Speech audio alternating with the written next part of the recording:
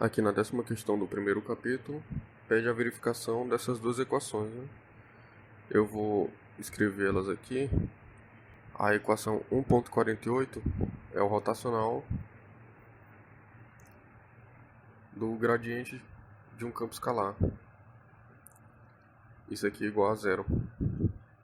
Essa é a equação 1.48.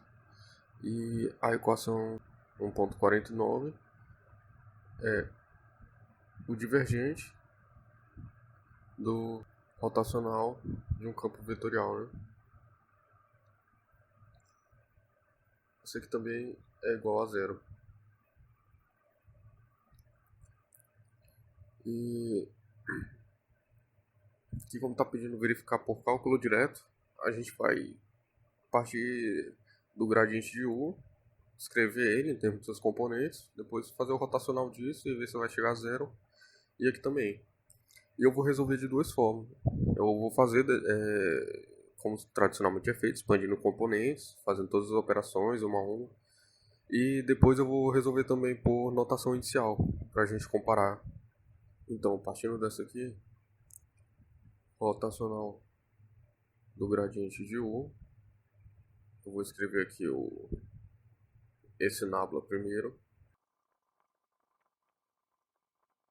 Aqui o nabla, aí aqui o símbolo do produto vetorial, e esse aqui é o gradiente de U, né? Então, agora eu vou escrever esse produto vetorial como um determinante.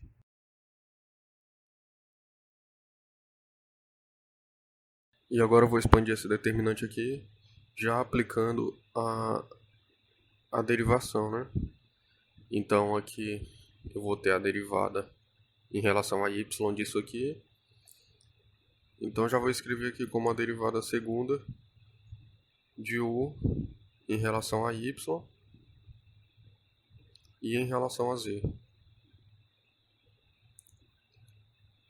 E menos a derivada em relação a z disso aqui, que é a derivada segunda de u em relação a z e em relação a y. Agora eu vou fazer o mesmo para as outras direções aqui.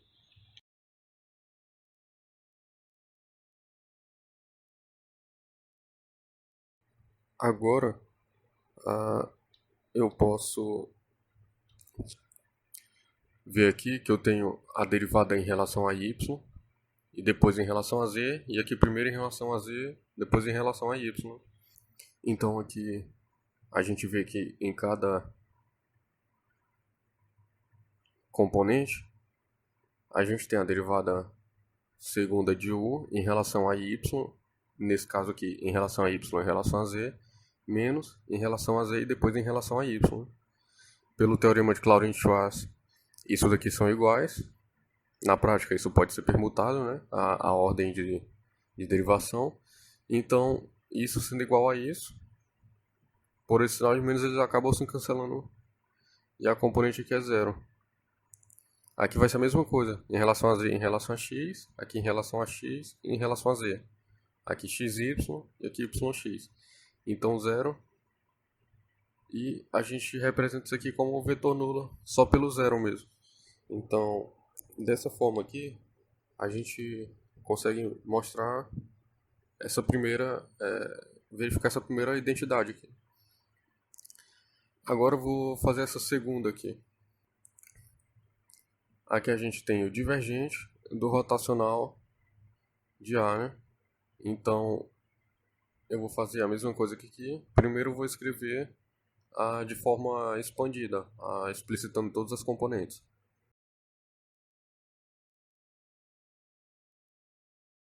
E agora eu vou fazer esse produto vetorial aqui, né?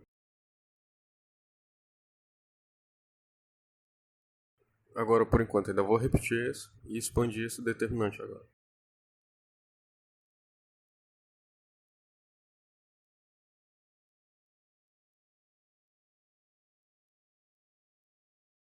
E agora eu vou fazer esse produto interno aqui, já aplicando a derivada, né?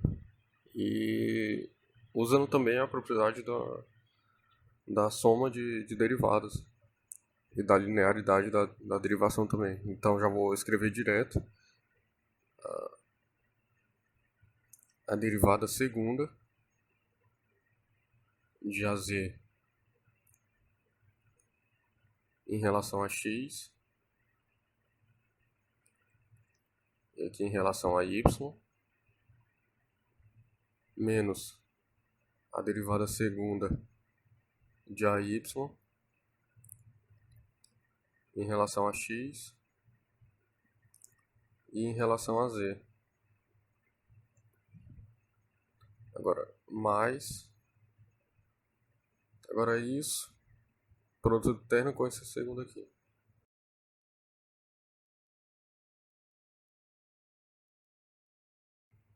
Então esse aqui é o resultado do produto interno.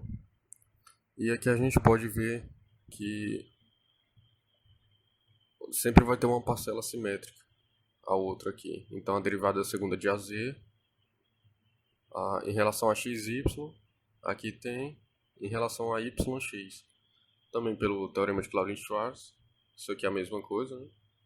E, portanto, esse simplifica com esse aqui. Né?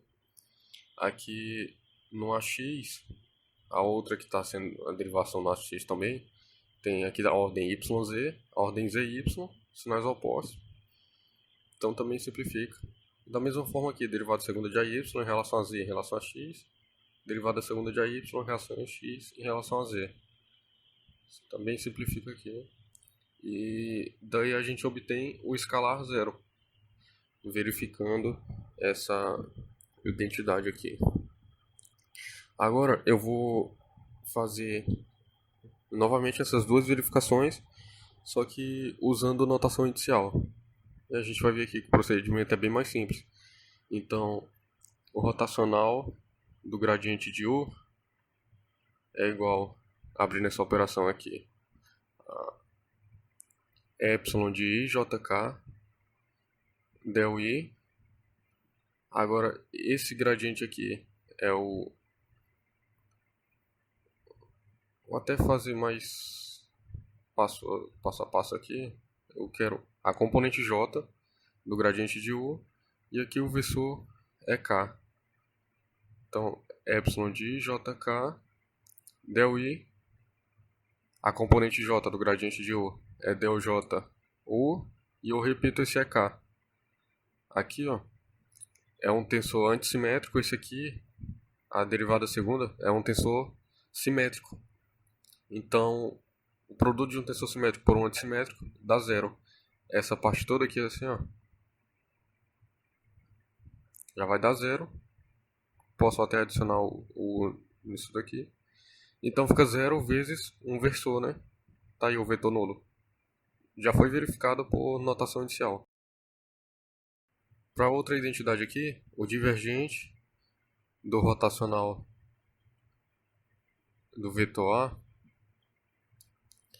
é del K. Agora eu quero a componente K desse rotacional.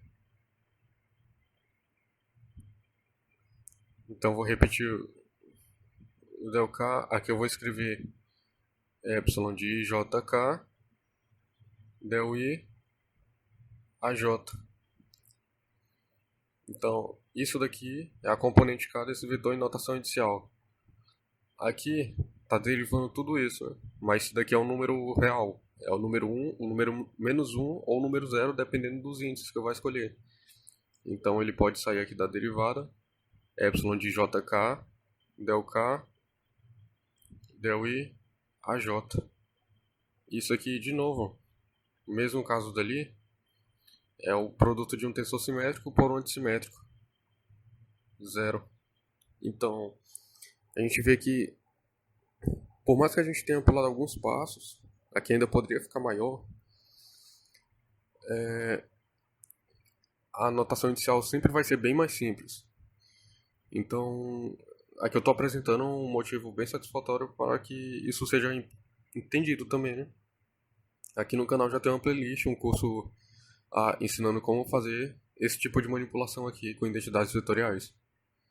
Então, por essa questão, é isso aí.